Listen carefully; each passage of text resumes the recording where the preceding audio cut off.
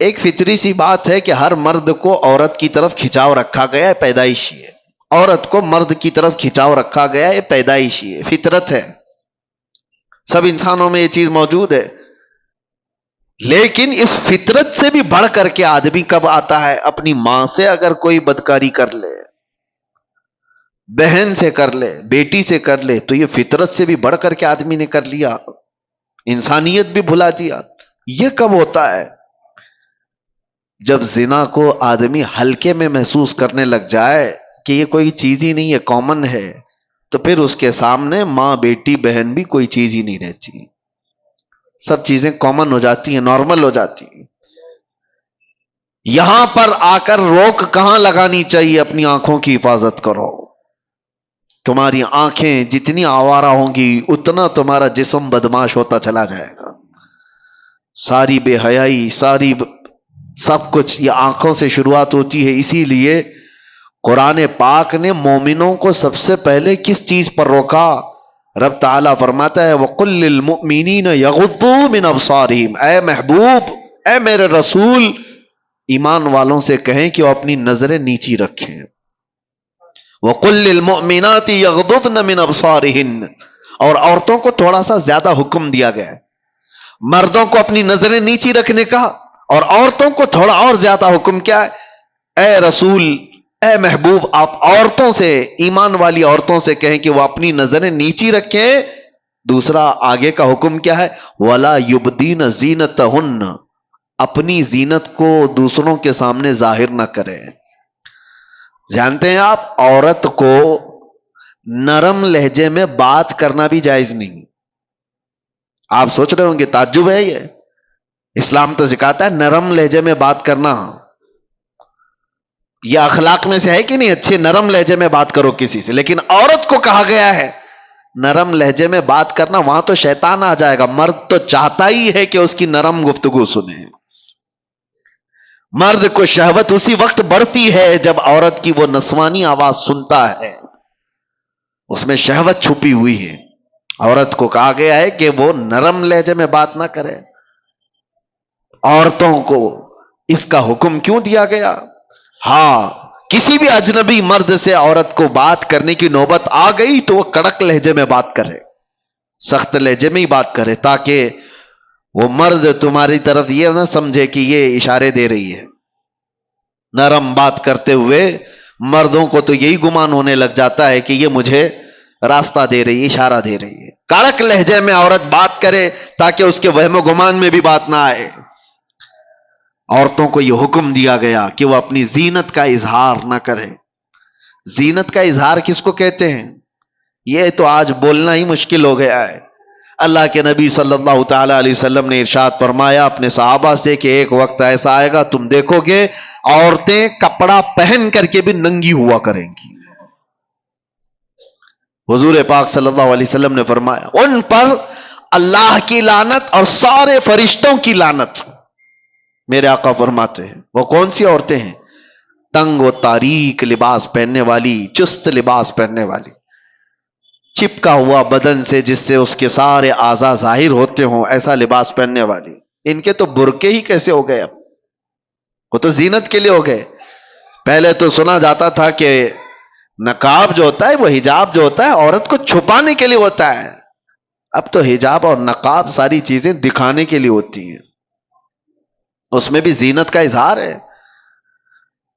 حکم یہ تھا کہ باہر سے اگر کسی کی نظر پڑ جائے تو مرد یہ پہچاننے سے عاجز ہو جائے کہ یہ جوان عورت ہے کہ بوڑھی عورت ہے، اسے یہ پہچاننے کی تمیز بھی نہ رہے. اس طرح سے وہ عورت کو حجاب کا حکم تھا.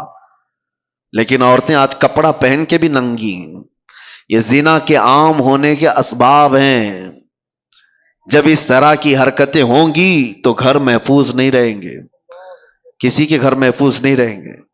نوجوانوں سے ہم تاکید تو کر سکتے ہیں کہ بیٹا آپ اپنی نظریں نیچی رکھو، اپنی حیا کا قتل مت کرو. ہم آپ سے یہ کہہ تو سکتے ہیں کہ آپ اپنے آپ کو کنٹرول میں رکھو. لیکن ان عورتوں کا کیا جو خود ہی ننگی باہر آ جائیں؟ ایک نوجوان کہاں تک اپنے آپ کو سنبھالے گا، کہاں تک برداشت کرے گا؟ کیا اس میں ان عورتوں نے بڑا کردار نہیں ادا کیا ہے کہ بے حیائی کو پھیلانے میں، بچوں کے اخلاق کو بگاڑنے میں ان عورتوں کا کردار نہیں ہے؟ بہت بڑا کردار ہے۔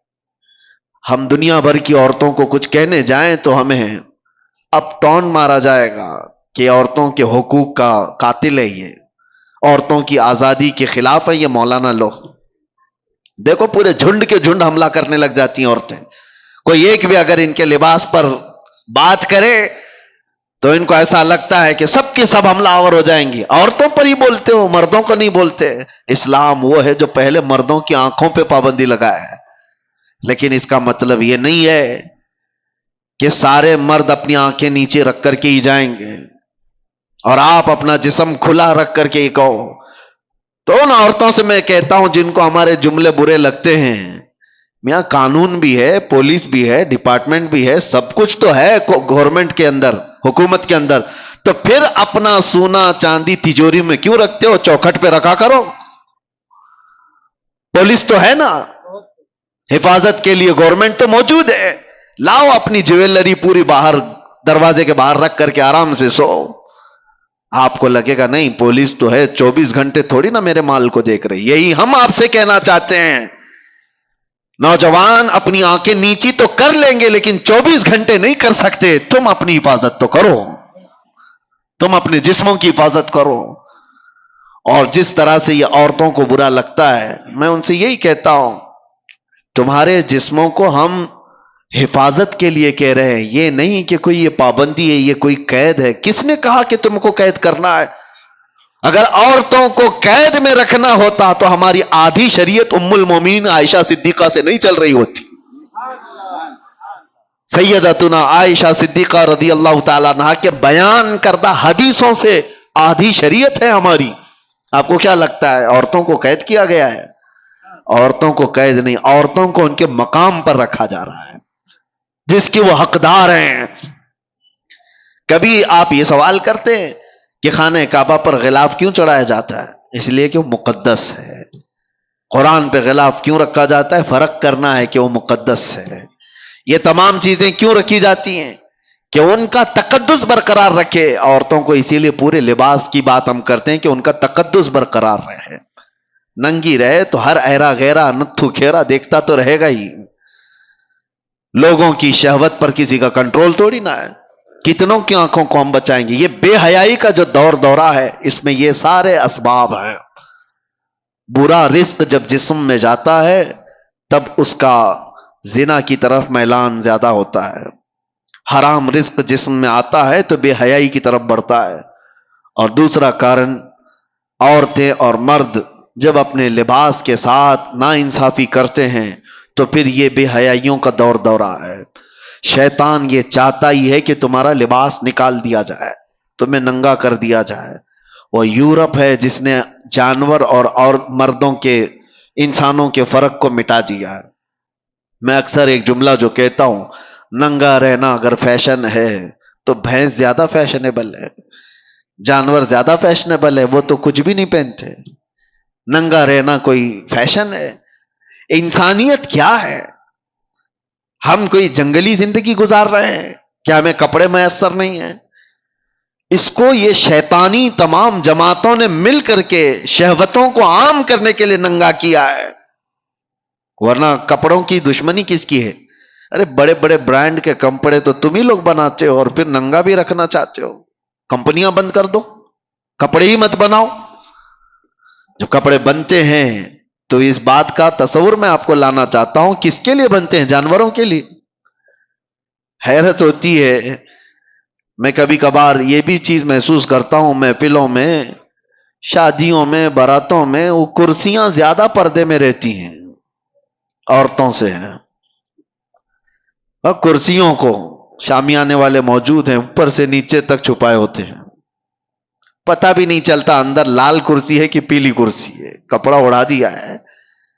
بے جان کرسی کو اتنا پردے میں رکھا ہے اور جان والی عورت کو پوری طرح سے زینت بنا کر لوگوں کے سامنے رکھا ہے۔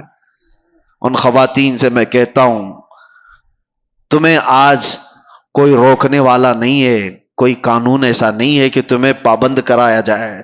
صرف ایک قانون ہے، وہ اللہ رب العزت کا خوف۔ تمہیں قیامت کے دن اٹھایا جائے گا.